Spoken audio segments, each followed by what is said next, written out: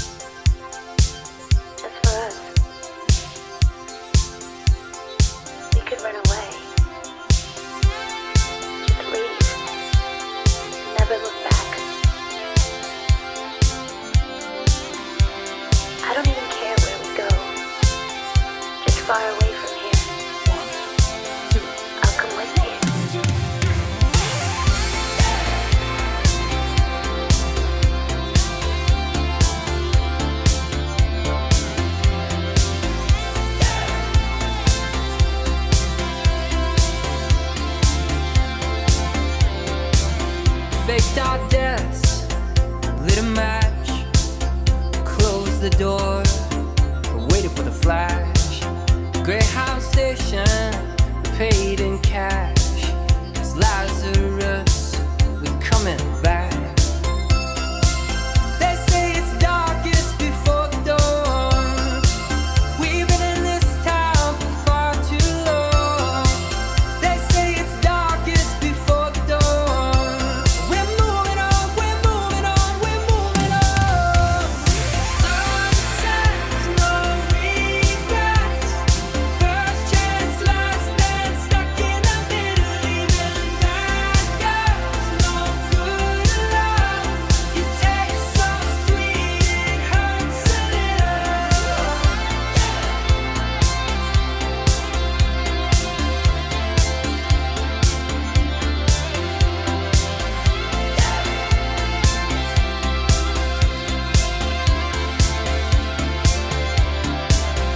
Make our home where we stand. One suitcase and half a plan. Follow the wolves and sing along. Pass the voices to the song. They say it's darkest before the dawn. We've been in this town for far too long. They say it's darkest before the dawn. We're moving on, we're moving on, we're moving on. Sunsets, no regrets. First chance, last dance, stuck in the middle, even bad girls.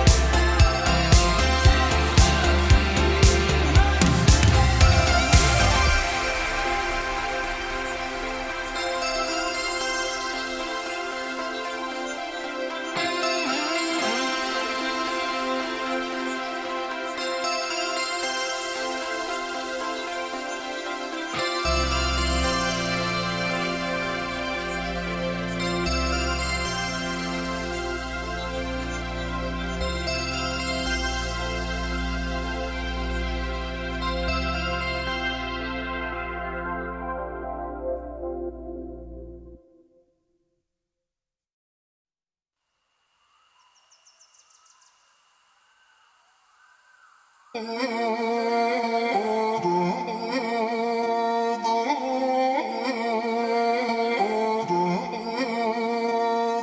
was busy dreaming, building us a world, daydreaming up a good life that wouldn't hurt and wouldn't spoil. The sun never set there, the water clean and pure.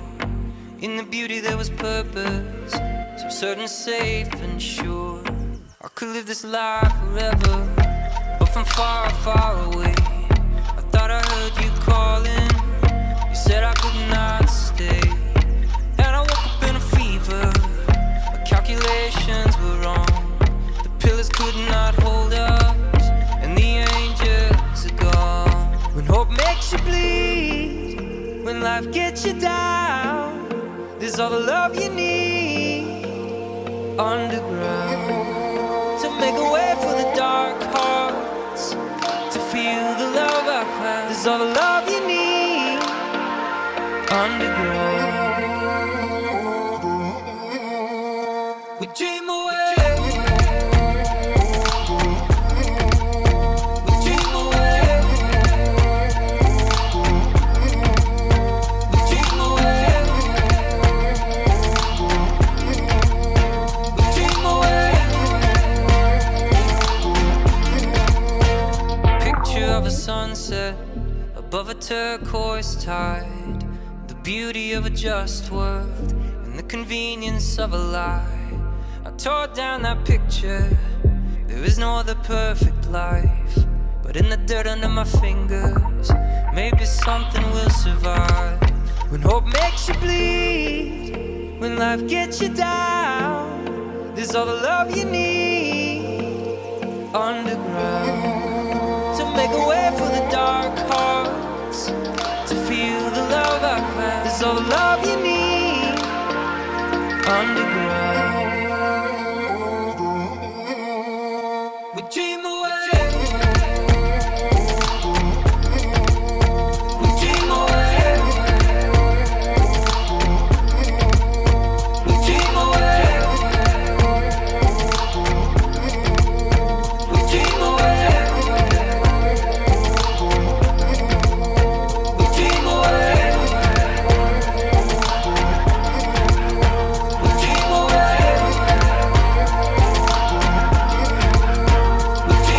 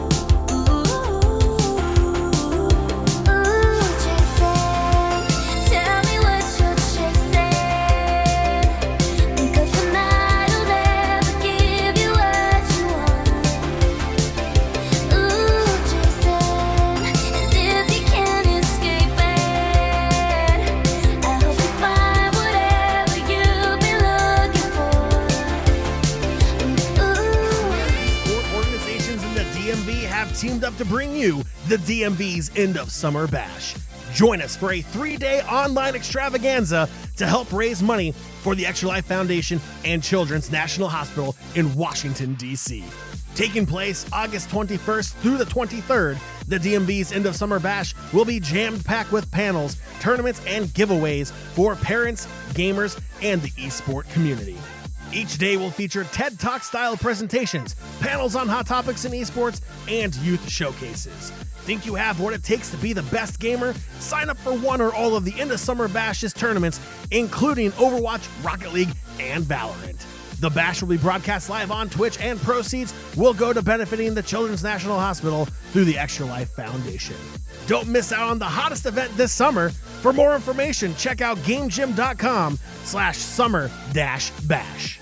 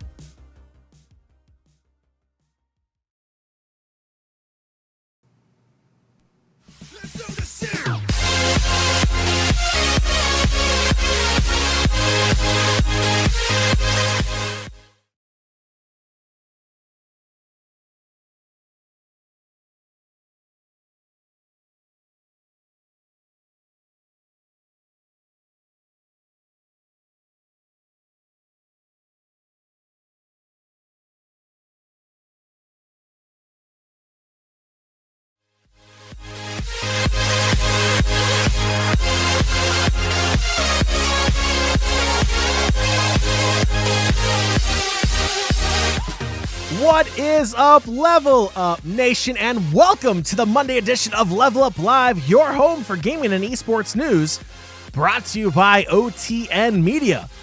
My name is Fiasco, his name is Courtside King. We may be acquaintances. I'm not going to go as far as say we're friends this time. We're acquaintances. Maybe, you stick around for a little bit longer than a week. Maybe stick around a little bit longer than a show or two. We'll become friends. But it's okay. You can still call me John. You can call him Joey. Thank you so much for tuning in here to LvLUp Live. Joey, happy Monday. How was your Monday today, sir? Dude, Monday has been all right. It's not been too shabby. I actually woke up early, got a little bit of extra Valorant practice in after Kieran Thill made fun of me last time. So I'm still working on the aim. I still got a ways to go, but we're getting there. All right. So, Joey, early morning Valorant. I like it. I like the dedication. I like the... I'm not waking up early to play Valorant. I'm sorry. It's just not going to happen. I cherish my sleep too much.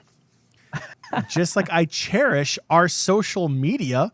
Of course, who doesn't? Nation, make sure you follow the show on Twitter, Instagram, and Facebook at LvLUp Live. That's at LvLUp Live. And while you're on Twitter, look, Joey's so close to like 700 followers now. Yeah, I keep breaking it and going back. Yeah, I've not been able to stay over that line. Look, let's get Joey over 700. I flirted with 600. I'm like 8 followers away. Like, let's get Joey to 700. Let's get me to 600. It's not a big number. It's not like 1.3 million or anything like that. It's nothing too crazy, but let's go ahead and get us there. I think that'd be kind of fun.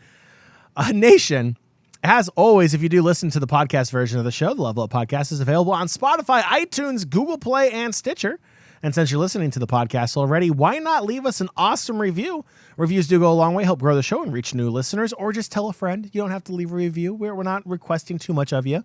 Tell a friend, tell a family member, tell some random person in a game lobby you're playing in. Tell the noob you just fragged in Valorant, hey, I got these sick aim shots here, quick whip shots from the king of the courtside, Joey, from his 3 a.m. Valorant practices live on his stream. Just tell a friend, have them tune in. It'll be a lot of fun. We would appreciate you speaking positively or leaving a review of the show. And Nation, here we go. Round 2. I feel like it's coming up. It has to be a topic today. Apple has responded to Epic's 65-page lawsuit by ending a major partnership that's going to affect hundreds, if not thousands, of apps in the iOS App Store. This is massive breaking news, especially if you're on the Apple platform. It's going to be, it's bad. It's bad. We'll just leave it there. Joey, aside from Epic versus Apple and Google, a topic that I feel like is going to be haunting us for the next several weeks, if not months. What else are we squeezing in on today, August 17th, the Monday edition of LvLUp Live? John, we are talking about quite a few different things. Riot League of Legends World Championship, there's always that song, the theme song of the year. Well, this year they're developing a few, so we'll be diving into that. EA has changed a few names of their services.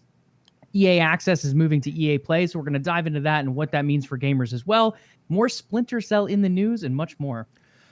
All right, Joey. I don't want to waste too much time here. We do have another action-packed weekend episode. I wish it was still the weekend here on the Monday edition. So, Joey, let's just get right into it. What's your beverage of choice for the 17th day of the month of August in the year of 2020, the year that will not stop giving? It's a nightmare. This year is terrible, Joey. It's had its rough points, but there are good points as well, just like what I'm drinking tonight, a little Woodford Reserve bourbon. Shocker. I've really been enjoying bourbon quite a bit lately, and Woodford Reserve is one of those, I'm going to say it's a good bourbon overall. It's not the most expensive, but it's very clean. It's great on the tongue. Absolutely love it on the palate, and it's here with me again tonight. I'm going to challenge you, Joey. I'm going to challenge you to try a bourbon that's not Woodford Reserve. Because I feel like every episode when you have bourbon, which has been like the past minus the water episode, 18 maybe. No, I've had some fancy beers here and there. I mean, the thing is, John, I have a giant handle of it. I feel you on that. So I just gave away what I'm drinking, Coke Zero, mainly because I absolutely abused my liver over the weekend.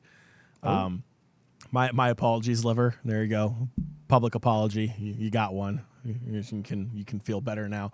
So I'm gonna stick with Coke Zero for this episode, and hopefully by Thursday's episode, I'm cracking open the Kraken again. Who knows? Rum and Coke's always a good thing. So Joey, you have your bourbon. I have my Coke Zero. It's not water, so chat, you can't yell at me for that. Joey, let's get right into gaming and esports news. Let's go. Absolutely. Start kicking things off. We're going to talk about rosters, and we're going to kick it off with racing, one we don't touch on very often. Red Bull has announced that it will be joining Ford, Williams, and a few others in the V10 R League for a sim racing. John, sim racing has continued to grow quite a bit. We saw eNASCAR, I believe is what it's called, really pop off with the whole COVID-19 situation. On top of that, we've continued to see growth in a bunch of different racing games. F1, another big one. Red Bull's known for racing. They're in a ton of different sporting events, whether it be soccer, whether it be racing. When you look at F1, Red Bull is one of the best out there. Right up there with Mercedes. I believe Ferrari is a top one over there as well. So there's a number of different big contenders, but Red Bull has always been toward the top of that list. Red Bull is no newcomer to esports either. We went to an event that they ran, a fighting championship, Red Bull Conquest. Great event. We've seen Red Bull sponsor a number of different teams in a number of different ways. You're wearing Cloud9 apparel. I believe Red Bull is one of their big sponsors as well. So on top of that, we continue to see Red Bull make dives into esports. But now, once again, they're blending that esports sport edge, jumping into e-racing here. I think it's a good move overall. I think it's one thing that they could continue to, I'm going to say, use their power on both sides. Having that blend of sports and esports, I think, will really help e-racing as well as Red Bull continue to grow in the scene and grow the scene itself. Yeah, Red Bull's never been afraid to venture into new territory. Red Bull kind of made its name doing that, at least here in North America, when it came to sponsoring major extreme sports. Everyone remembers the Red Bull gives you wings, and then some idiot actually sued them because they're like, I didn't get wings from drinking Red Bull. I don't understand why you would think you would get wings from, you know what? I'm not going to go there. It's, everyone can believe what they want to believe. I don't think that you get wings from drinking Red Bull, Joey. Do you think you get wings from drinking Red Bull? I do not. No. So, anywho, but what I'm trying to say is Red Bull is not afraid of getting in to up and coming events. Like the X Games is absolutely massive in the extreme sports scene. They got into racing, they got into F1, they got into esports, they got into even owning full-fledged soccer clubs. Like, they're not afraid to dip their toe into anything. And the fact that they're doubling down on racing, I really do like this move. Red Bull continues to essentially set the example of what a corporation can do when it comes to esports. I like this. I think there is a really big audience that wants simulated racing esports. While, it may not be what I'm looking for personally, there is a very large racing gamer community out there that would really like this, and I think Red Bull is really leading the way on that charge. Absolutely. I mean, just look at eNASCAR, the way it was preparing itself in March, and then it went into April and May, and it just continued to top its numbers week after week, pulling in tons and tons of viewers that no one really expected. So now with Red Bull jumping in, again, pulling those connections from both sides here, they can jump right into V10's R League here.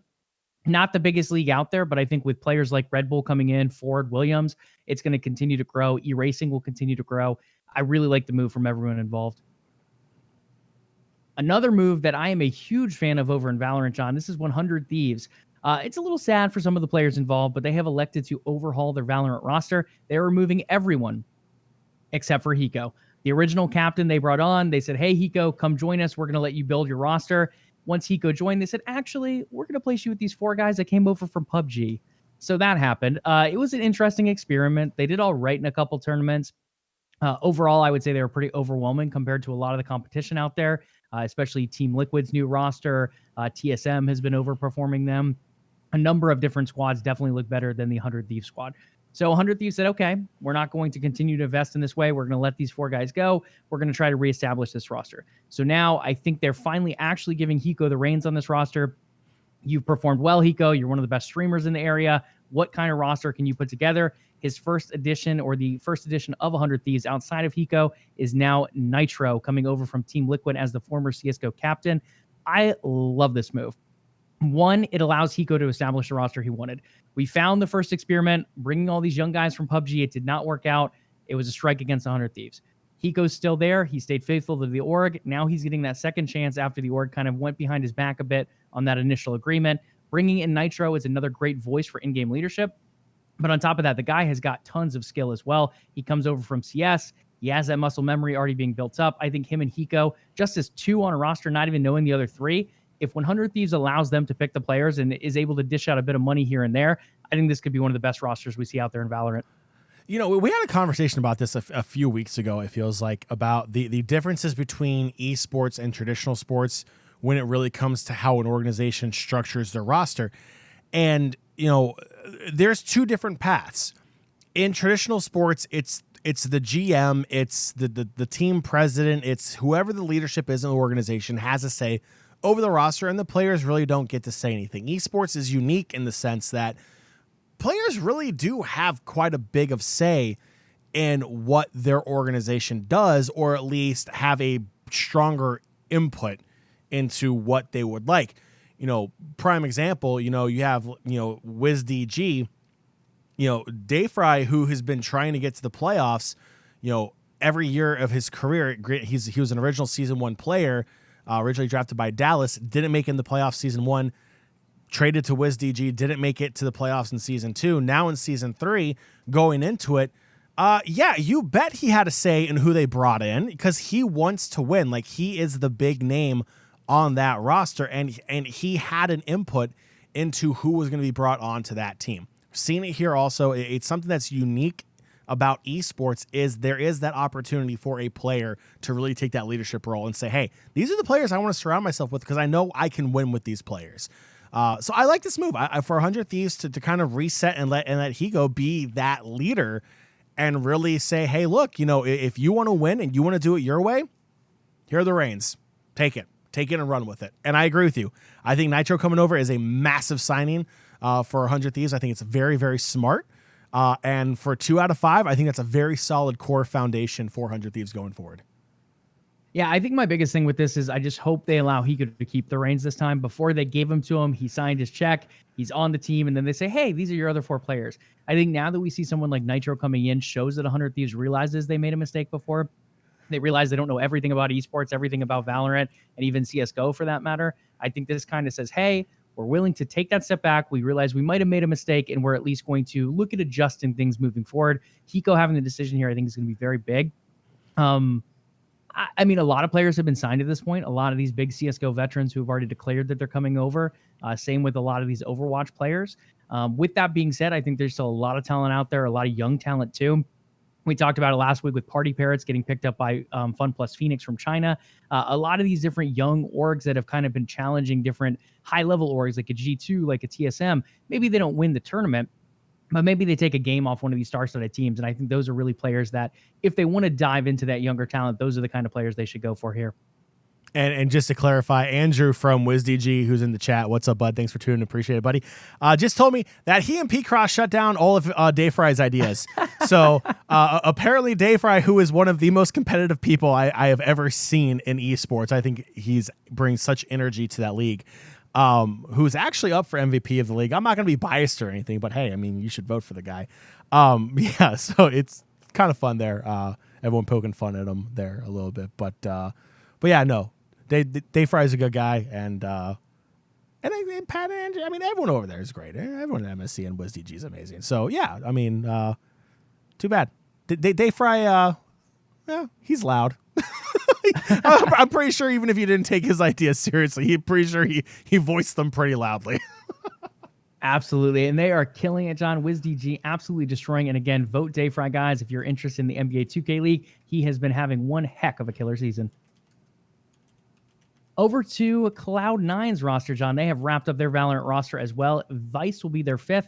Formerly played for Cloud9 under their CSGO squad. Again, I don't think this is an end-all, be-all as far as roster signings, but I do think bringing someone back who's comfortable with the org, who's been with the org before, talented player as well, rounds out that Cloud9 roster quite nicely for NA. Yeah, it should be good. You know, Cloud9, I mean, they can beat TSM. I feel like they have to be considered one of the better teams in NA, But when you compare their roster to a lot of the other rosters out there, like a TSM or like, even what like 100 Thieves is currently starting to build, if they keep going along these lines, I feel like they're going to be rivaled also. Cloud9 still performing very well. I do like Vice as their 5th and final squad member. I do think that chemistry will eventually come. I feel like Cloud9 Valorant is going to be like Cloud9 everything else. It's going to be very close games that come down to the wire that if you're a Cloud9 fan, you should be used to by now, but you still hate. But yeah, I actually like this roster. I think it'll be very competitive, and I think they're going to take some big wins. Oh, yeah, absolutely. I mean, Tens and Relics have been killing it, absolutely. I mean, when you look at Cloud9 too, John, they've competed in so many different scenes. League of Legends, they've done extremely well. Rocket League, they've done extremely well. Dota 2, they've won before. You look at PUBG, they're doing well over there. Now jumping into something else, Overwatch League, they won a championship. Once again, C9, building up talent from the ground up, being able to initialize it here. Vice being one of those young players they at one point had on an academy squad, now coming back into a main squad, moving on to be their 5th piece in this squad overall. And again, John, this is a team that's been performing well. They haven't won championships. They've lost to TSM over and over, but they've been up there. They've been in that semifinal performance area. They've been in the finals before. They're a team that is able to succeed. And I think adding Vice as their 5th is probably going to be a good move for them to gel together moving forward. Over to partnerships and investments. DoorDash is partnering up with the NBA 2K League in a multi-year partnership that sees them named as the official on-demand delivery platform of the NBA 2K League, NBA, and WNBA. This one crosses a little bit between sports and esports, just like the NBA 2K League itself. But John, another big partnership. When you look at players in the NBA 2K League, when you look at players in the NBA or WNBA, when you look at people who are playing NBA 2K at home, a lot of people are looking for delivery options right now with the COVID-19 situation going on. This is one of those things that it's huge. Everyone is looking for ways to order. You have Uber Eats out there. You have Diner Dash, DoorDash. You have a bunch of these different apps, a bunch of different options out there. Postmates is another one. If you see your favorite players like a Dayfry out there for the NBA 2K League endorsing something like a DoorDash, that's huge because now you have all these people watching these games where Dayfry just straight pops off. And now they're watching, he orders from DoorDash. Maybe instead of ordering Uber Eats tonight, I'll look at DoorDash because it sponsors my favorite leagues. DoorDash is really capitalizing on a great opportunity here, the NBA 2K as well. I mean, when you look at it, everyone is looking at ordering food right now, and that's such a wide known fact. DoorDash really capitalizing big here. Yeah, it's massive. I mean, shout out to Tots who literally just tuned in, who ordered Taco Bell from DoorDash. I was talking with him before the show. It's such ironic timing for you to come back from Taco Bell and DoorDash. But no, I love this partnership. It makes so much sense. It's not a Turtle Wax sponsoring an LCS team. It's not, it's something that actually makes sense, Joey. And I love this. I mean, DoorDash, there's so much competition out there between DoorDash, Uber Eats. Those are the only two I use, so I'm blanking on everything else. But no, I mean, I like it. Like, if you're an esports fan and you're an NBA fan and you're a 2K fan, you're going to see this deal and you're like, okay, cool, I'm going to order from DoorDash. That's the whole point behind these kind of partnerships, these announcements. I think it's smart. I think what I would like to see, and maybe they're doing this, but I haven't seen any kind of release or anything, but like, if you sub to the 2K League on Twitch, you should be able to get a discount code for your DoorDash orders. Like, that would be a very smart marketing move to bring more people in to the NBA 2K League and kind of reward them for being, someone who's loyal to watching the 2K League, or even give out, codes during broadcasts, during halftime. It's like, oh, stay tuned for the DoorDash halftime show where you can get 20% off your next DoorDash, stuff like that. It makes sense. I like this partnership a lot. It's very relevant, and it's gonna hit home with a lot of people. Yeah, I mean, the other big win, John, too, could be Twitch drops. I mean, we saw them do it with Valorant beta keys. We've seen them do it with cosmetics and Sea of Thieves. Why not say if you watch a certain amount of time, you have a chance of getting a drop for DoorDash, 10% off, 15% off. It would be so little of an investment for DoorDash, but such a huge way for the NBA 2K League, one, to continue keep viewers around, because maybe they're about to tune out. They're not as excited in the next match, but hey, if they stick around for 10 more minutes, they could draw that DoorDash coupon. So I think there's a lot of different ways to investigate this partnership for sure. Over to Secret Labs. They are brewing something up, and it's not a secret anymore because it's been officially unveiled. That is Invictus Gaming and them pairing up for the creation of an IG Edition Secret Lab chair. Again, John, I don't think this is the end of the world partnership. I don't think this is that thrilling and exciting. IG, fun little logo, great team for sure. They did very well in Worlds a couple years back. But it's something that's not that new. You look at Secret Labs, G2 Esports has a chair over there from EU. Cloud9 has a chair with them from NA. Now, I will say they are very nice looking chairs and they are very comfortable chairs. But again, not the end of the world, not the craziest of partnerships, but I think a huge win for IG fans. Yeah, I think anytime you are able to make something exclusive for gamers in the style of their favorite esport organization, it's a huge win, especially for massive esport organizations like an IG, like a Cloud9, like you said, Joey, like a Team Liquid. Like those chairs, granted, those team edition chairs go for $429. They are expensive chairs. Do not get me wrong. But you want to know something? Joey, how many times have you talked me out of ordering a Cloud9 Secret Lab chair?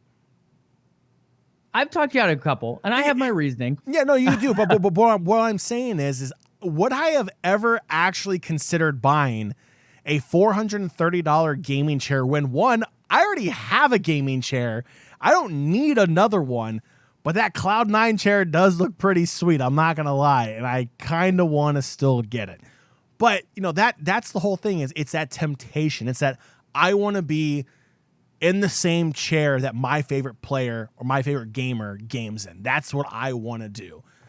You know, and so it's about being authentic. You want to have that authentic experience. It's like just like traditional sports. You want to have the authentic jersey. You want the authentic ball cap or the authentic on-field or on-court hoodie or warm-up shirt or whatever. You want the authenticness. You want the authenticness of that sport, that esport, that title, whatever it's going to be. You want to be as close to the action as possible.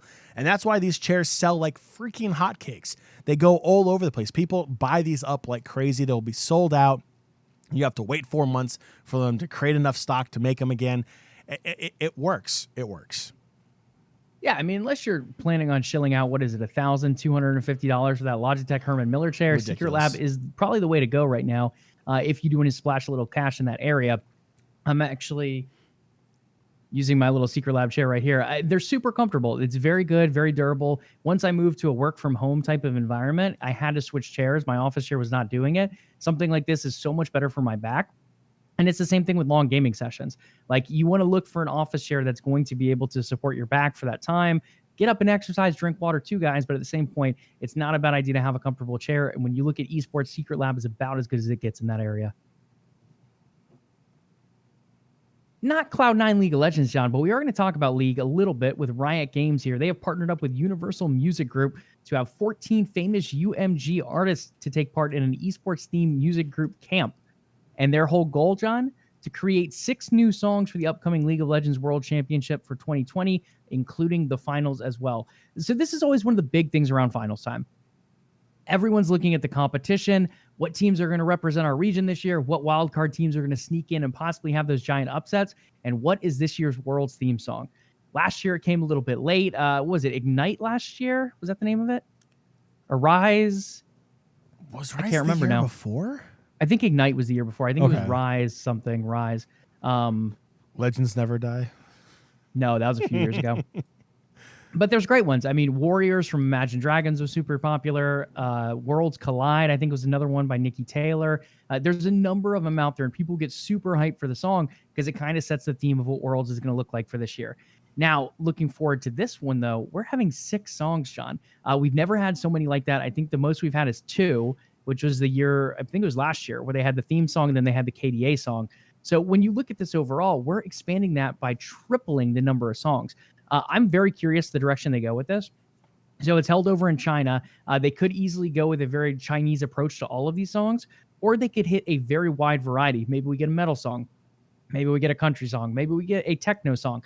I really have no idea if they're going to try to hit a bunch of different music genres, if they're going to try to stick with the same theme but kind of build a story with it. I'm stoked, though. I love each song we get every year. Now to have 6 of them, I'm even more pumped. Yeah, I just wish that they would actually make a rock song, like not Imagine Dragons. Imagine Dragons is not rock. At me on Twitter if you want to debate that. They're not rock. I want a legitimate rock song. If we're gonna have 6, one of them needs to be rock. I think this is your opportunity to hit genres all across the board. If genres even still exist in music, I feel like there's so many crossovers nowadays. But still, this is an opportunity to really hit home where you get a lot of mixed feedback when you only have one. Like, okay, the whole idea of KDA, okay, cool, awesome. That's great for, your anime League fans that like, that kind of like techno style of music. Like, that's great. That's not going to do it for everyone. Like, don't get me wrong. Techno's not bad, but like, to me, I didn't care. Like, it didn't hit home for me at all. Legends Never Died was a very good song. Like, that was good. Now, when you open it up to multiple artists, I think you have the opportunity of reaching more people, not just in the community, but outside of the community as well, and kind of exposing League of Legends to a wider music base. Now, when someone goes, oh, my favorite artist, let's pick a random one, Shawn Mendes there. My niece can be happy now. Shawn Mendes, let's say he writes a song for League of Legends, and then all of a sudden, like, all of the thousands of screaming girls that like Shawn Mendes now are exposed to League of Legends. Is that a good thing or a bad thing? I don't know. But it's opening the door to bring more people towards League by using their favorite artists to make that bridge, if you will. Now, chat's a little quieter tonight, but I am curious for those in chat, which artist, if you could choose one artist to make a theme song for League of Legends Worlds, who would you choose? John, I'm going to throw two out there for me. 21 Pilots and Paramore, I think, are the two that I would like the most. You know what? Yeah, I would really like those two. I was there for 21 Pilots also, and I feel like we're going to get a lot of hate for that. I feel like a lot of people just don't understand 21 Pilots is really what it comes down to. I agree with 21 Pilots 100%. See, originally I was thinking Mike Shinoda also, but he actually just created the theme song for, I'm blanking on it. There was a gaming convention that was held online recently. It was like, what was it, OGN? Was it? I can't remember what it was, but Mike Shinoda's been making live music on his Twitch page. It's been blowing up. A lot of people love it, and he did a live creation of that song. And again, Lonely Island, that's a great one. I know, I did not see that coming. That is outstanding. I mean, to this day, I can still rap the entire song of I'm on a Boat with T-Pain. That is like my one like drunk party trick, is to this day I can still do that entire song. Lonely Island is a fantastic option. I can't think of one after 21 Pilots and Lonely Island now. Paramore is also very good. That's a very, very solid choice. Yeah, I feel like Haley Williams' vocals would work really well with this. Yeah, I kind of want to get one that's like sassy too. You know what? Let's throw Lizzo in there. I think that'd be fun. Let's get Lizzo in there. She's sassy. Lizzo, I like that. Let's go. We can work that. Are you telling me it's like she can make a song, talking about, not the Minnesota Vikings and not TSM. How about that? TSM didn't make Worlds. You throw that in as a lyric. I'm completely fine with that. I mean, why not? Let Lizzo. Throw Lizzo. Billie Eilish is another one I'm surprised they have not actually hit on yet either. Billie Eilish would be pretty big. I think that'd be a good one too. There's just so many good ones out there. I mean, there's so many great artists. Options. I mean, only 6 to choose though. Only 6 to choose. I feel like Lonely Island has to be one though. I think it's going to be some kind of like combination, right? Because they said 14 famous artists. So even though it's 6 songs, we're going to get some kind of combination unless they're counting like band members as separate artists. So I'm not 100% sure what we're going to get, but I'm stoked to have more than 2 world songs for League of Legends this year. So it should be good times ahead. Let's go. Not too many details on this one yet, but John Fnatic, that little flag behind me, they have signed with Nike. There's going to be some kind of probably apparel, if we had to guess. There's been ideas about shoes bounced around before about Fnatic kind of shoes coming from Nike. They do a lot of athletic wear as well, so I would not be surprised if we see like sweats or joggers, different sweatshirts, hoodies, different things like that. But details on that will come at a later date. For now, we just know that they are working on some kind of collection and some kind of line. Whether that includes a Gucci watch, that's TBD for now, but should be exciting to see how that develops over the next couple months. A Gucci Nike Fnatic collaboration. That is. Could you imagine how much that would cost? That is at least a $5,000 watch, minimum. It's ridiculous. Yeah, throw that swoosh on there. Whew. We'll see how that develops. But John, before you can jump into your Nike jumpsuit, you got to get your Star Squadron fighter ready. Star Wars Squadrons will let you disable cosmetics if you don't want to see people's tricked out ships. John, you being a consumer, there's many different names that come after consumer, but you're someone that likes to buy in-game cosmetics. You enjoy it. You have a good time skinning your characters up. We know how it works. And I know you're going to go in there and you're going to trick out your ship, and it's going to be one of the coolest ones fighting in the galaxy for this new game when it drops in October. You don't have to lie. I do like this move overall, and I put Epic here, but from EA, it's a great move in my opinion. It's one of those things like if John wants to go with crazy bright lasers that jump up and they shoot into like Ewok forms when they end up hitting targets, that's fine. Let John do that. Let him have a great time. I think that would be fun. It could be like the confetti in Halo when you hit the grunt's head and just and a little Ewok pops out in the stars. I mean, it's one of those fun ideas, and it's a way for EA to continue to pay for this live service game. I get that. But I also know some of this stuff can be crazy distracting. We've seen it before in other games like Valorant, where it can distract viewers, it can distract people that are playing against it, if it ends up adding extra particles here and there. I love this move from EA. It's not one of those moves that EA usually makes, but it's one of those things that says, hey, if you don't like it, you don't have to have it. But if John wants to buy it, he can still buy it. And it's one of those things that also might take away John's motivation to buy it potentially if he's someone that just does it so other people can look at it and have fun with it. John is not one of those people. He's going to buy it regardless. But it's one of those interesting moves from EA where it's very consumer friendly compared to some of the other practices we've seen them have in the past. Why don't you just say the term that everyone calls me, Joey? Why don't you just say it? Is it because it's a family friendly show? Is that why? That is absolutely why, sir. Look, I thought I would hate this more than I really do. Because yes, at the end of the day, part of the fun of making your ship or anything look ridiculous is the fact that you have to subject it to other players.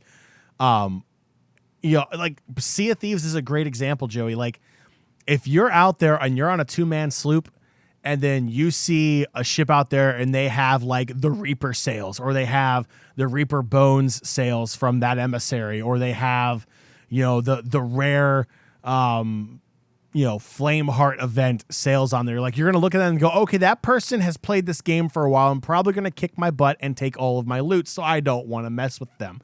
That's part of it too, is that intimidation factor, or kind of downplaying, if you want to make your fighter in Star Wars look like a unicorn with rainbows all over the place. So people look at it and start laughing. They don't take you seriously. And then all of a sudden you're on a 22-0 kill streak. And they're just like, whoa, everyone watch out. Don't leak all your secrets here on the show. Seriously, like watch out for the rainbow unicorn. That's all I'm trying to say. So, I get it. Some people want the more authentic experience where they can go into Star Wars and everything looks like it's supposed to within the Star Wars universe. I get it. But at the same time, I really don't think they're going to release anything that's too crazy. I feel like Star Wars is like one of those things where, they might get close to crossing the line, but I don't think they're going to get that gutsy with it, if you will, just because of there's just so much nostalgia and gatekeeping almost, if you will, around Star Wars. I'm going to say the exact opposite, actually. With them making this move, I think it opens the door for them to go crazy. Like, I don't know if you're going to get... No, I actually do. I think what we're going to see is kind of like with Valorant, where they have different types of bundles. So you'll get the really easy stuff that's like a recolor, a nice reskin. Then you're going to get the crazy stuff where it has like different particle effects. Like maybe you shoot out your laser and then it ends up bursting into like, I don't know, confetti, something like that, something different that's going to add extra particles. And then maybe you get the crazy overhaul where it's actually reforming the base of the ship to do something like your unicorn example. And then its lasers end up shooting out rainbows. I mean, there's definitely things they can add in with this now being added into as a feature overall. Because if someone doesn't want to go up against your unicorn rainbow shooting ship, they can just flick a switch. But you can still spend your $20-$30 or whatever to beef up your ship with those cosmetics. So it's a great move overall by EA. It allows them to still make money, which obviously is their main focus. But it also says, hey, if you're here for the lore, you're here for the actual aesthetics that come with Star Wars, what Star Wars fans may expect in this environment, then it's completely an option for you to toggle on as well. I feel like I'm being attacked for supporting all of these small indie developers and their amazing content they put out, Joey. I feel like you're just attacking me nonstop about this. I'm just saying, we know one of us will purchase it straight up, and I'm sure that one will be you. EA, they have bid farewell to EA Access as well, John, in name at least. The service will still be there, but it's going to be rebranded to EA Play. EA Play will now be an all-encompassing name of their console and PC subscription. However, guys, don't get confused. They are still different. They might have the same exact name, but they're still going to function differently. On console, that is most likely still going to mean it's the Vault. So you have access to 100 plus EA games, but the new sports games that come out will not become accessible until like 9 to 12 months later. On PC, and John, correct me if I'm wrong, I believe you subbed to Origin at one point. They do allow you to play those games right up front on PC, correct? You can, yes. The population is incredibly small, though. So if you're looking for online play, it's not the way to go. PC's not the way to go. Plus, EA, I'm going to call you out on this. You're very relaxed when it comes to people cheating on PC also. You're going to want to fix that if you want people to actually play your title on PC. Just throwing that out there. The hacks are real, and you know it. The hacks are real. And guys, this is not official. It's just a rumor for now. But I believe we might see a little deal being made between Xbox Game Pass and EA Access at some point. I don't know if it's going to affect console and PC. I think it might just say console base. But definitely keep an eye out for something on that potentially coming in September as well. Splinter Cell, Sam Fisher. Everyone, John, I feel like it's been 2 weeks straight now. We have been waiting for the Splinter Cell news. Everyone thinks a game's coming because of little leaks here and there from Chinese news sources. And we've brought Splinter Cell news, we've brought images, we've brought a Netflix TV show, and we are back bringing Sam Fisher content, but it's not a new game. It's new content inside of an already made game. This is going to be Splinter Cell agent Sam Fisher, now available to play as an operator in Rainbow Six Siege. I like the move as a fun way of, I don't know, let's say a salute to Sam Fisher and the great Splinter Cell series out there by Ubisoft. At the same point, again, it brings back those flashbacks of Blizzard with Diablo Mobile. People do not want Diablo Immortal on mobile. They wanted Diablo 4, and they did not get it. And now we're once again in that area where gamers have said over and over they want a new Splinter Cell game. And instead of even voicing those remarks, instead of sending a little actual game teaser, or instead of saying, hey guys, we're not currently working on this, or it's a few years out, they're giving more and more Splinter Cell content, but they're drip feeding stuff the players are, I'm not going to say they're not excited for, but it's definitely not what they're looking for either. Yeah, I mean, the example of Blizzard and Diablo is going to be used until the end of time because of just how much of a disaster it was. And this seems like it's going down that same path now with back-to-back lackluster announcements for Splinter Cell. Hooray, Netflix, awesome, cool, great, because every show and movie based on video games has been absolutely fantastic. I can't even say it, it's a lie. And then on top of it, now you're going to tell me that I can play Sam Fisher in Rainbow Six Siege. Now we're doing crossovers. That's outstanding. I appreciate it. Give me a Splinter Cell game. That's all I'm asking for. I just want a Splinter Cell game. Is that too much to ask? Apparently it is. Yeah, it's one of those things that just, I feel like players have been very clear on it. Just like with Blizzard and Diablo, they're like, this is what we want. And even if Blizzard doesn't have it ready at that moment, I don't think you come out and say, well, we don't have that, but we have a mobile game for you. I think you say, hey, we're still developing that. We're still working on it. This is some of the concept stuff we've come up with. I don't know, tease them with a trailer, give them something, but the game's going to need a little bit longer to get it up to our high level of expertise or high level of quality that we want to ship it in. I think gamers will get that. They're going to be disappointed, just like we saw with Halo Infinite, but overall, people are going to understand that some games need more time. This is one of those things that just, if this is a teaser, I think it's great. It's a fun way to drip feed, but you need to link them together somehow. Because right now it feels like 3 random sporadic Splinter Cell announcements, and none of them are linking back to a final purpose. One game that came out with a purpose, John, and that is Ghost of Tsushima. It absolutely obliterated different scoreboards. Metacritic, it did extremely well. If you're a PlayStation 4 fan, this is definitely a game to look at. Whether you like single player or multiplayer, it is now going to touch both those fancies. It came out as a single player game, a beautiful artistic creation. Now it is adding a new co-op mode, surprising everyone from ancient samurai to new PS4 players. I love this, John. This new co-op mode is going to... it's going to draw on different Japanese mythology. They haven't really dove too much into what exactly that's going to mean. But overall, I think it's a fun concept to explore further. It's going to be called Legends, and it will be dropping as a free download. Yes, Sony dropping something free is a huge win for everyone. A very pro-consumer move, something we haven't seen a ton from Sony as of late, but it's a big, big move. a giant franchise that's brand new. They're doing extremely well with it coming out of the gate. I believe it launched, what was it, June, I believe, June or July. But it's been doing extremely well. Now coming further, saying, hey, guys, don't undownload us just yet. Go ahead and re-download if you have, because we have more content coming and you can play it with a friend. Absolutely love this move. Ghost of Tsushima doing extremely well already, and now another mode to bring in more friends.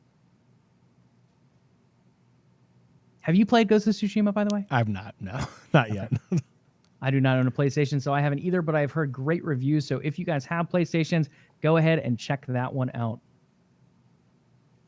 Another challenger approaches in the cloud gaming space as Korea Telecom has launched a new cloud platform for gaming. John, this is going to be Gamebox. We're looking at 100+ games playable on mobile, PC, and smart TV, powered by Ubitus, and it's going to run for $8.50 a month. John, this is right in line with a lot of the competitors right now. You look at Google Stadia, you look at Microsoft xCloud, which is launching in Korea next month via SK Telecom. A lot of different interesting moves being made in the cloud gaming space, and a lot of different cell carriers are looking at buying into cloud gaming for these partnerships, as well as other type of deals around it, so that they can find reasons to push 5G networks. What is another reason besides greater phone quality for us to push our 5G network on customers? Cloud gaming, with gaming growing worldwide, is another great way to do that. And we see another developer here, once again, a telecom person, Korea Telecom in this case, buying in, this time with their own cloud gaming device as well. Yeah, and watch, they won't have the same kind of lag that Google Stadia still has. You know it won't. You know it won't, Joey. You know Google Stadia is trash. It's okay. Google Stadia has its own issues. I think it's coming along, but yeah, Google and Amazon are a little behind in the game space. That is for sure. Just to briefly touch on a couple more before we jump back into that Epic versus Apple, THQ Nordic parent Embracer Group has acquired Metro developers 4A Games and several other studios. Again, guys, we don't mention a ton of these acquisitions unless they're bigger for companies like Microsoft, like Tencent is a big one, Sony. THQ, it definitely develops a ton of games, but it's not necessarily a household name to many. The reason we're mentioning it here, John, is because they did not only pick up 4A Games, they picked up like 8 studios this past week. They picked up Sola Media, Powwow Entertainment, Palindrome Interactive, Rare Earth Games, Vermilla Studio, Deca Games, New World Interactive, and again, 4A Games as well. So in total, guys, that is 8 studios being picked up by one company. This just came out on their earnings report. THQ really making a lot of moves similar to Tencent. They're saying, okay, we don't make our own console. We don't dominate PC through a store like Steam or Epic Games, but we're going to continue to develop these third-party games and shove them out on different platforms, whether it be through exclusivity deals, whether it be publishing on all these platforms. And in order to do it, they're saying, hey, Microsoft's picking up studios, Tencent's picking up studios. We've had success picking up studios in the past. Why not pick up 8 more? Huge move there from THQ. Definitely one to watch moving forward. Time has come, sir. We have gone a little longer than we expected with this episode, but we have to hit on the update for Epic versus Apple plus the Google situation. The Google. We pretty much spent a whole episode on it last Thursday. There was a lot to touch on, a lot of different back and forth with the whole boogie bombing Apple thing going on from Epic. To fill you guys in with a couple updates, and then we'll break it down from there. After last week's final show on Thursday, Epic ended up retaliating with a second suit, this time towards Google. During the show, Google ended up pulling Fortnite off of their app store, the Google Play Store. And then after the show, I think it was a couple hours later, Epic ended up sending out that retaliation. Fast forward to today. Apple has since informed Epic that they will boot the Epic Games developer tools off of iOS and Mac as well. So this goes beyond Fortnite at this point. Not only is it bad blood between these two companies, they're saying anything made with your Unreal Engine is not going to be allowed on our store, or at least you're not going to be able to continue to support the Unreal Engine in an iOS and a Mac environment. So not only is this going to affect Epic Games and all the games they develop, this is also saying all those other developers, whether they're indie, whether they're big companies, the Unreal Engine will no longer be supported on Apple if Epic Games and Fortnite don't remedy this situation within, ironically, a fortnight. They have 2 weeks to get it done, depending on the court, because Epic, I believe, has come out at this point and also put another ruling into the court saying, hey, guys, we do not want this to happen. Please block this move from Apple doing this to us. At this point, we're looking at something where Epic was trying to be the hero. And this was David versus Goliath. Not that Epic is that small of a David with their big Fortnite budget, but they came out here, they were fighting for the little guy. They're fighting for these developers that are getting 30% taken from Apple and some of these other stores out there. I get it. It looked valiant. Epic definitely went against Apple's policies, and they did it straightforward. And I think Apple is right in banning them for that. Now, with that being said, I think Epic brings up some great decisions too, and we talked about a lot of those on last week's show, which you can find on YouTube or Twitch, by the way. The big move for me here, John, is now we're affecting a whole bunch of other people. If the Unreal Engine gets removed from Apple and Epic can no longer support this engine, we're looking at, and this is just a rough estimate, but I would say probably about a third of the games use the Unreal Engine currently. So you're looking at all those developers kind of being stuck in water or having to shove to another engine very quickly. Yeah. I mean, look, it's not all love in lawsuits, especially between two multi-billion-dollar companies. Epic put out a preliminary injunction to stop Apple from breaking this agreement to forcing the Unreal Engine out of the App Store and off of Macs. It's a 197-page legal document that they submitted the same day that Apple came out and said they were going to do this. So kudos to all the lawyers on Epic's side, because you guys have been doing a lot of typing over the past 4 or 5 days. 2 65-page lawsuits plus 197-page preliminary injunction to stop the breakup of Apple and the Unreal Engine. And look, this is not going to look... I feel like this is going to have a bigger impact on Epic, because it is going to be difficult for these studios, for these developers, for these code writers to sit here and be like, look, I've been working on the Unreal Engine for years. Like, this is what I know. This is what I specialized in. Now you want me to continue to do this work on a completely different engine that I don't know. That's going to push every single project back months, years, because you're going to have to learn how to recreate this in an engine you have zero experience in. And people are going to sit here and be like, look, at the end of the day, hey, Epic, you're suing Apple over the fact that they take 30% off the top. The same 30% that Google, the same 30% that Microsoft, and the same 30% that Sony take off of your microtransactions. And look, we get it. You're fighting the fight for the little guy. It makes a whole lot of sense. But now the little guy is being incredibly affected because of this bad blood feud between you and Apple. And now Apple is moving to remove the Unreal Engine from anything Apple related. And it's going to hurt. It's going to hurt massively. And Apple's not even afraid to do this, fully knowing that a lot of the games in the Apple Arcade use the Unreal Engine for their game development. So Apple's not joking around. Apple's like, look, we don't care if this inflicts damage on Apple Arcade, because this, Apple doesn't see anything wrong with what they're doing, especially when you have a lot of other major corporations out there doing essentially the same exact thing. And we saw that with Google even going to pull Fortnite off of the Google Play Store as well. So it's getting ugly real quick. Okay, Epic is not a saint in this situation. I think we made that very clear last week. They've definitely made their mistakes. Apple, again, is not the devil either. I think Apple has made some moves that are very justified.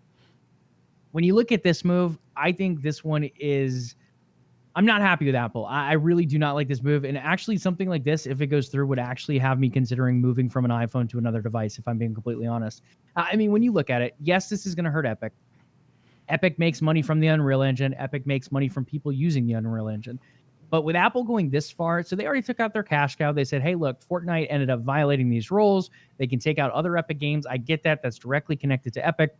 And it's definitely direct money to them as well. Now, with that being said, Apple hurting their own income, hurting Epic's income with Fortnite, I get it. They violated the rules. It makes sense. Now you're going after the engine, though. This is something, again, I understand Epic makes money from it, and it can hurt them in that sense, but you're also hurting so many other people that you work closely with. If I'm a small developer and I'm like, okay, I understand Epic came at you, but now you're going to have all these other small developers suffer because of that. And yes, Epic makes money. We understand 100%, because I know that's going to be an argument after the show. We get it. But at the same point, all of those small developers being affected, and I would guess it's probably a third, if not even more than that use this engine, now you're pretty much wiping them off your platform.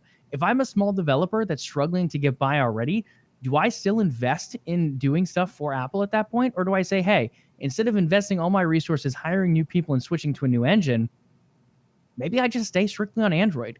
And maybe I start making a push onto PC as well if I'm not already on there. Maybe I start developing for different things that are not Apple related, because if they're not going to be friendly toward developers, and again, the 30% is common out there. We got that. I know that's going to come up in shown stuff as well.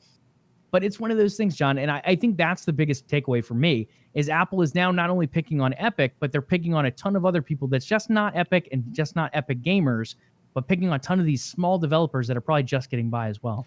Well, yeah, they're using Epic's lawsuit to try to make Epic look like the bad guy in terms of what Apple's doing. They're sitting here like, look, if you want to do this to Apple, and Apple's going to sit here and be like, well, look, we're going to go ahead and remove everything Epic related from our ecosystem because of just how bad this has gotten. I mean, Joey, it says something when I get a text message from my parents. They're like, oh, we saw this whole thing about Fortnite and Apple on Good Morning America.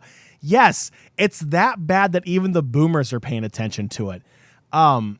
It's one of those things. It's a power move by Apple. Do I think it's actually going to go through? I really don't. I think Epic's injunction is going to stop anything from that happening. And I feel like whatever is going to be settled, I still don't see this going to trial. I see this being settled out of court. I don't think it's a scare tactic. It's a 197-page injunction on a scare tactic. It's what Epic has to do. It makes sense why Apple's doing it. Again, I don't agree with pulling the Unreal Engine from the Apple ecosystem. But I can understand why they're doing it. It makes complete sense on the side of Apple to turn the developers against Epic instead of them being so focused on the fact that Apple made that original decision to kick Fortnite out, which started the whole thing. I would be stunned if developers go against Epic actually with this decision. Me, as someone who is kind of understanding both sides, is definitely more in favor of Epic at this point after this move. Not necessarily for Epic's case, but for Apple making dumb decisions like this. I don't like this move overall. I will agree, John. I don't think this goes to court.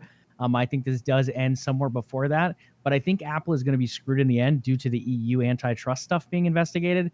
There's a lot of stuff coming out there that Apple has done a lot of backdoor deals. And with more and more of that becoming public, I think Apple's going to have to back down and make changes. Okay, guys, we'll touch on that again soon because we're sure there's going to be another 96-page document dropped later this week or sometime early next week. So I'm sure we'll be back to that fun topic that everyone loves and was popping off in chat on Thursday regarding. But for now, John, there are some exciting games coming out this week. A lot of new content for all of us to play. One that I know you're stoked for, and I am psyched for. I know, I kind of combined two there. Microsoft Flight Simulator, sir. 2020 is here. This could be the turnaround for 2020. This is our first look potentially at next-gen graphics as well. I'm fascinated by this game. I don't know if you guys have seen footage yet in chat, podcast listeners as well. They are gorgeous. This is some of the best visuals we have seen in gaming yet to date. And when you look at it overall, the cool concepts they brought in. So this is putting power on your PC, and it is going to draw power, and it's definitely going to draw gigabytes for your download on your internet provider. But one of the big things with this, John, is a lot of it is streamed. So you don't have to have the biggest power end PC to run these absolutely gorgeous graphics. You can have some of it streamed via the cloud, which Microsoft has in Azure. On top of that, they're also using Bing involved here. So you're looking at different maps and different satellite imagery being brought together from Bing as well. So one of the coolest projects with this is that it's not just Microsoft and Xbox doing it. They have Asobo as the leading developer. They're bringing in all these Bing researchers, all this other research across Microsoft as well, all culminating together in the simulator. One of the best looking games of 2020 and probably the next year as well. I am stoked for this, even though I don't know if I'll be able to get my plane off the ground. So was responding to Fiasco Sim 2020 in the chat. Joey, believe it or not, flying a plane is really not that hard. It's you go fast, wind over the wing, creates lift, boom, you're in the air. Now you want to stay in the air is the key by continuing to go fast and having that airflow over the wing. But we're not going to get into the science of it, Joey, because that's just not for this stream, for this show as well. But yes, I'm super psyched about it. I've actually been trying to find my joystick for Flight Sim. I can't find out where I put it. I may just have to order another one. But yeah, it's going to be great. It's going to be fantastic. I love the partnerships that they're doing to bring Bing in for the satellite imagery. I think that's incredibly smart. These are massive games. Like the files are absolutely huge. There's a lot of partnerships involved in it. I mean, when you have the two biggest airliners in Boeing and Airbus, they are licensing their airplanes to Microsoft for Flight Sim. You have Piper, you have Cessna, you have Beechcraft, you have Learjet, you have Embraer. You have all these big name aviation manufacturers licensing their planes that you can essentially, if you don't have a pilot's license or you don't have the money to go fly in one, it's going to be the closest thing that you can get to some of these multi-million-dollar aircraft, and it's a lot of fun. It's if you've ever wanted to know what it looks like from a cockpit, I know post 9/11 days you can't exactly visit the cockpit anymore, but it's your next best thing, and it's very realistic, and it's a lot of fun. I think a lot of people are actually going to enjoy this, and I think it's going to bring a lot of hype. I know one of the streamers I watch, Joey, who does Sea of Thieves every morning. He's only going to do Sea of Thieves for 2 hours tomorrow morning, and he's going to switch to Flight Sim for the rest of his stream. Like, Is that Alex? That's Alex. That is how big this Flight Sim game is going to be, this simulator. It's fantastic. Definitely check it out if you have the Xbox Game Pass. Check out the standard edition. It's going to be a lot of fun. I mean, it's unique. Like, you get to live the life of a pilot, and you get all this extra freedom that comes with it. It's really cool. And guys, not to spend a ton more time on this, but just another cool little story with it. So John, I've been reading different reviews on it, which is reviewing extremely well. IGN, it actually hit a perfect score, 10 out of 10. Last I checked on Metacritic, it was like 94 or 95, I think. So it's scoring very well from the early reviews so far. Reading some of these review stories, though, it is crazy. I read one this morning from an Air Force veteran. He decided, I'm just going to go out and fly some of the areas that I was on duty in. So he was flying around like Afghanistan and Iraq and different areas out in the Middle East. And he's like, the airports look so accurate that I almost started to have like PTSD. He's like, I literally started hearing the gunshots again and like feeling the different things because they were so well crafted. That gives me shivers just thinking about it. But it's just cool. One of their big things with the way they're marketing this game is you can fly anywhere in the world. Will it look exactly like it? Probably not. I mean, one thing you're going to probably see is there's going to be trees in the runways here and there, I'm sure, because they've handcrafted, I think, 25 airports, 30 airports so far. I'm sure some of that will be updated over time, too. But some of the achievements are like land successfully at 500 airports. So we're not talking a small number, guys. We are talking worldwide. Whether it's 100% accurate, probably not. But whether it's up there and pretty darn accurate, it's going to be probably the most accurate sim we've seen to date yet. And again, the first look at next-gen graphics. There are great games like The Last of Us Part 2 look beautiful on the PS4. Ghost of Tsushima look gorgeous. You look at some of these other games, they've looked absolutely brilliant this year. But when we look at next-gen graphics, this is what people expected from the Halo Infinite trailer in July. This will be your first look at what we could possibly see on new hardware moving forward. A few other things. We have Deep Action RPG Mortal Shell dropping on August 18th as well. That's again tomorrow. That's going to drop on PlayStation 4, Xbox One, and PC. Those of you who like that nostalgic kind of arcadey feel, we have Battletoads launching 8/20 on PC and Xbox One. Guys, I don't understand the hype around this game. It's 3 toads. Like, okay, you can play co-op. One of them's name is Pimple. Like, okay, I get it. It's fun. It's cartoony. It's gamey. Boomer. What is the obsession with Battletoads? Like, even as someone who's probably going to download it just to check it out, I do not get the obsession. So if someone is a lover of Battletoads in chat, I know chat's a little slower tonight. But I'm just, John, have you ever played the original? Like, I don't even know what it dropped on the original game. No, I've never played the original, but Battletoads doesn't make me stop wanting to call you a boomer, though. I mean, I'm just like, what in the world? So anyway, guys, if you're interested in that side-scrolling frog punching action, Battletoads releases on 8/20 PC and Xbox One. Those of you on PC with the Epic Store, Remnant from the Ashes, as well as the Alto Collection, are currently free for download on the Epic Store, and that runs until August 20th. So those of you listening to the podcast, you have about 3 more days to do that. Those live listeners, 3 days as well. So go ahead and check that out. Again, Remnant from the Ashes, I think is like $40-50 as a game. I think it's 3-player co-op, kind of like a loot shooter. And then the Alto Collection, we're going to call it a little bit more of an artistic platformer, I believe. But go ahead and check those out. No one likes to turn down free content, and that is some great content out there. John, I know you're stoked for this one. DC Fandom takes place on Saturday, August 22nd. A number of new games will be shown, including Suicide Squad Kill the Justice League from Rocksteady. Rocksteady known for a lot of those big Batman games, Batman Arkham Asylum, and so on and so forth. Now taking a different route, going with Suicide Squad. Let's see what the villain side would actually play out as a game. I love this idea. It's a new way to really refresh the concept. It's fun playing as Batman. Don't get me wrong. Batman's great. He's got awesome gadgets. It's definitely a fun experience. But what do the villains do? What if we could play as someone like Harley Quinn? What if we could play as the Joker? I love the idea of exploring that villain side. Now they're finally looking at doing it with Suicide Squad here. A great addition. And last, before I turn it over to you, sir, Batman Court of Owls could also be something coming out too. Again, not the official name just yet, but I do know there will be another Batman game shown by WB Montreal, and that will be coming that same day of the event. Yeah, hopefully it's not called Court of Owls. It's kind of lame. But let's talk about the one thing that's not lame here. Joey, you said from the side of the villains. How about from the side that has been absolutely just neglected in the DC universe? And that's the side of Harley Quinn, of the Joker, of what you refer to as the bad guys. Hello, in their mind, they're the good guys, and I happen to agree with them. Bat guy, exactly. Not even Batman. He's Bat guy.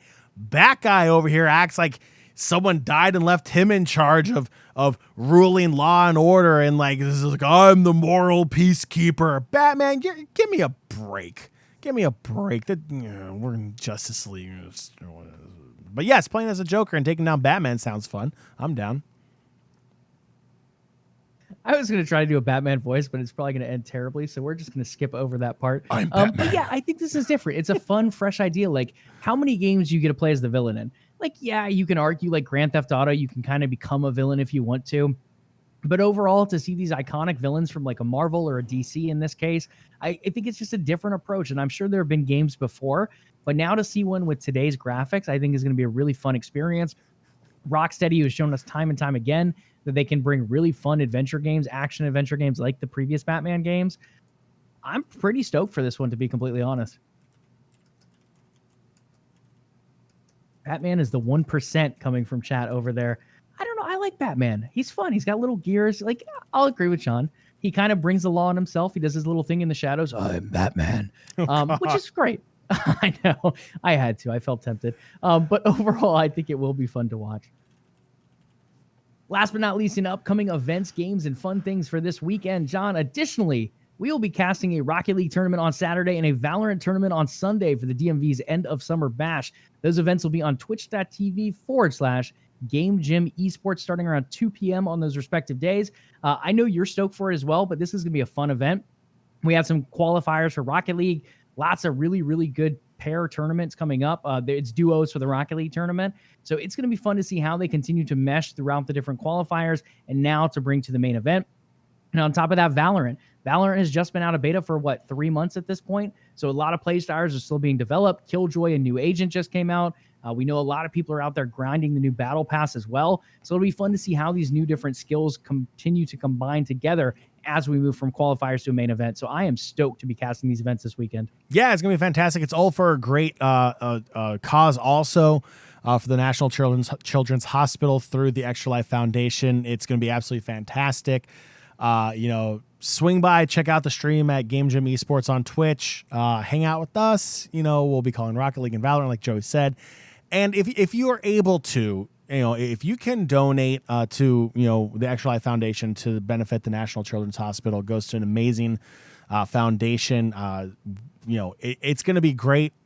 There's raffles that you can enter in for donating to win controllers, to win stuff from HyperX. I mean, there's just so many good things about this. And, it's a chance to give back, especially with how crazy 2020 has been with the whole pandemic, that this goes directly to a hospital helping kids get through these tough times, whether they're dealing with COVID or they have other medical issues. It goes to an absolutely fantastic cause. So definitely check it out. Come out and have fun, hang out with us, check out all the amazing other content that's going to be happening over the weekend as well. And we'll catch you on the Rocket League stream and on the Valorant stream. Absolutely, guys. And we will be posting quite a bit on this social media this week. A lot of great sponsors out there, from Wizards District Gaming to the Washington Justice to HyperX to PDP Gaming. Lots and lots of fun things, and Events DC coming through in the clutch as a huge sponsor as well. Definitely go ahead and share those posts for us. We'd really appreciate it. Get the word out there. Come join the cast. It's going to be a lot of fun. With that, John, a couple esport updates before we wrap up today's a little extra long show. Let's kick things off with NBA 2K. How is that looking with the ticket? The ticket is over, and Joey, the team that ended the season pretty hot. Blazer 5 Gaming wins the ticket and punches their ticket into the postseason with that dub as the 10th seed going into playoffs. A huge win for Blazer 5 Gaming. Let me just double check real quick. I believe that win came against... Oh, I should have had this up beforehand. I believe that came up against T-Wolves Gaming. So it's not like they went up against the Cupcake team either. I mean, T-Wolves Gaming is a very solid organization. So Blazer 5 came out there. They ended up winning the ticket, punching their ticket into the postseason, which is starting soon. So definitely pay attention to the 2K League if you're a fan. If not, definitely check it out. It's a lot of fun. Slightly different with the remote play. Can't wait for them to get back in the studio where the smack talk is unbelievable and is one of my favorite parts of the entire league is just the player interaction. So definitely a lot of fun. So check that out as playoffs are right around the corner. And I believe that's the last team making it into playoffs, correct? Yes, it is the last team to make it in. So those playoff teams, guys, just to run through them quickly, are Raptors Uprising GC, Jazz Gaming, Warriors Gaming Squad, Wizards District Gaming, Kings Guard Gaming, Bucks Gaming, Mavs Gaming, Hornets Venom GT, Nets GC, and then Blazer 5 Gaming as well. Exciting stuff there. Like John said, playoffs just around the corner. But one league that already had playoffs kick off did happen this past weekend, and that is League of Legends with the NALCS. John, we had some great LCS games. It got a little chalky after the first couple, but what did we look like for the first round of playoffs for the LCS? So, a little bit of a shock. You know what? We'll get there. FlyQuest takes down Evil Genius 3-2. A series that went all 5. I believe that's a series, Joey, that you and I both thought would go the distance. The one big surprise here, and I don't see Squirkle in the chat, so he's not going to be here to be a little upset, but I was a little surprised. Golden Guardians, not only did they just pick up their first playoff series win against TSM, Joey, they went into the closet and broke out the broom and swept TSM 3-0. It looked bad for TSM. Like, Golden Guardian looked amazing going up against TSM.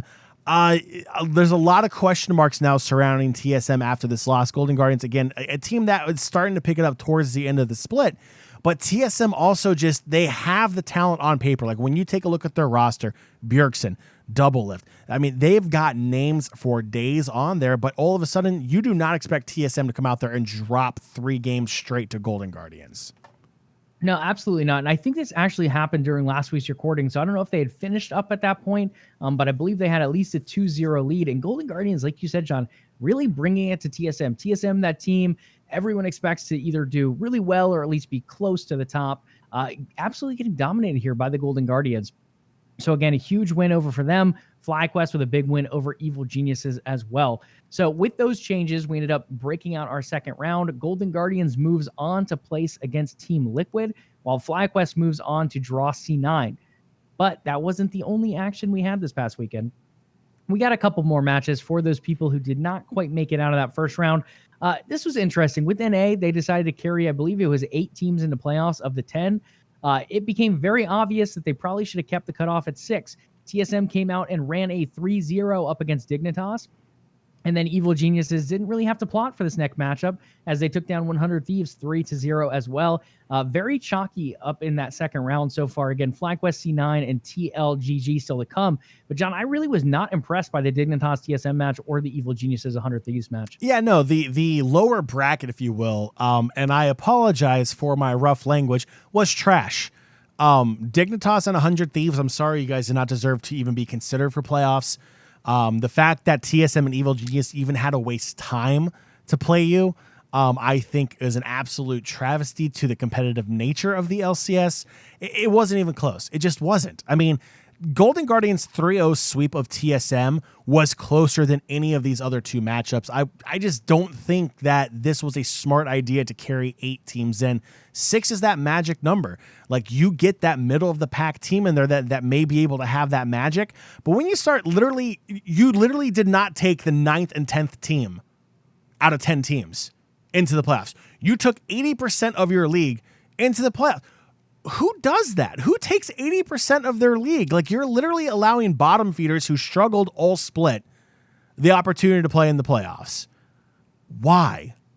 I mean, it's not fun to watch as an esport fan. It's not fun for these players to raffle stomp another team constantly when they need to be preparing for possibly going up against either Team Liquid or Cloud9, depending upon how those matchups in round 2 turn out. Like, to me, it just makes no sense. Yeah, I mean, it felt like it was a waste of time for casters, for players playing in the event, for fans tuning in. I mean, yes, as a TSM fan, you want to get your happiness wherever you can find it, even if that is a win against Dignitas. But I mean, overall, like, come on, guys. Like, how much could you really draw from that? If anything, TSM looked a little shaky in the series, but they still won 3-0 overall. Bjergsen, Big Daddy Bjergsen, putting everyone on the back.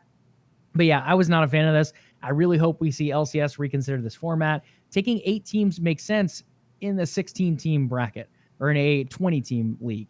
Like, it doesn't feel right in a league that only has 10 teams. Not a big fan of this format at all. I think they need to look over to their friends over in the LEC who are killing it in just about every area. I definitely think their playout format is a little cleaner and definitely more exciting than what we see here so far in the LCS. But John, there's going to be some exciting matchups ahead, and we do need to wrap up today's show because, again, we are a little over. But I need some predictions first. Golden Guardians up against Team Liquid. The Golden Guardians, who have shown their brilliance, have shown they can be golden at certain times. But Team Liquid continuing to dominate after a little bit of a rougher spring, coming out hard and heavy here in the summer, doing very well. Team Liquid as this number 1 seed, do you think they end up taking the win against Golden Guardians? 3-1 Team Liquid. I don't even have to think about very it. confident. Yeah, you swept TSM. TSM is one of those teams that's either hot or they're cold. And yeah, TSM just didn't show up that series. Golden Guardians is a great team, but they're going to be going up against a Team Liquid team that finished the split probably as one of the strongest teams in the entire league.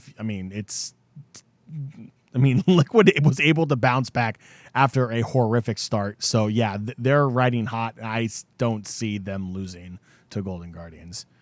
Yeah, I'm going to go Liquid 3-1 here as well. I could see GG pushing them for a 5th game. I could see it possibly happening. GG being one of those teams that can surprise. With that being said, Liquid has looked very clean coming down the slate here. The last couple weeks have been really strong for them. So I think Liquid 3-1 sounds good to me. FlyQuest goes up against the contenders in C9. Who are you picking? I'm biased. You can't do this to me. I still think Cloud9 is going to win. I think this one might go 5 games. I think I'll go 3-2 Cloud9. I'm going to go 3-1 Cloud9. I'm going to have a little bit of faith in them. FlyQuest being a very strong team. FlyQuest being one of those teams that can really battle up against anyone. They look shaky against EG, though. I think EG is a team they should have beat a little bit more dominantly. They allowed them to have space. They allowed them to push back. And I think with that being said, if Reaper is able to really prep C9 up for this matchup, I think FlyQuest is going to leave them enough room for that 3-1 if they want to take it. I think that does it for LCS, John. We ended up with quite a bit of content this week. A lot of fun things happening over this weekend between this whole Apple, Google, Epic different nonsense going on. But again, into playoffs finally. LEC playoffs kick off very soon as well. We'll touch on those Thursday. Lots of fun esports and gaming ahead this week. I am stoked. Nation, that will do it for this edition of LvLUp Live. Before you go, head on over to patreon.com/OTN and consider becoming a part of the Overtime Network. In return, you will get access to exclusive content that nobody else in the world can get unless they are a part of OTN Media. If you have not already, make sure you are following the show here on Twitch. Go ahead and throw us a follow, throw us a sub. You get a lot of cool perks for subbing to OTN Media on Twitch as well. But you can also be kept up to date for when the next episode of LvLUp Live is ready for this upcoming Thursday. And if you do listen to the show on our podcast feed, leave us a review. The LvLUp Podcast is available on Spotify, Stitcher, iTunes, and Google Play. We would love to hear from you. In fact, we love to hear from all of our listeners and viewers so much we have other ways for you to interact with us. Joey, where else can the LvLUp Nation go to interact with us in the show? LvLUp Nation, head on over to Twitter and find us at the LvLUp or at LvLUp Live, new handle over there. That is at LvLUP Live. In addition to that, you can follow OTN as well. On Twitter and Facebook, we are at OTN Media. On Instagram, it's at OTN_media. Last but not least, guys, give us a follow on Twitch, twitch.tv/OTN Media. See you guys on Thursday at 8 p.m. All right, make sure you tune in this Thursday, the 20th of August, as we cover the latest and greatest in gaming and esports news. Do your ears a favor. Hit that follow and subscribe button to know when the next episode of LvLUp Live is ready for your viewing pleasures. We will catch you all this Thursday. Remember, be nice to your fellow gamers online, and as always, Level up.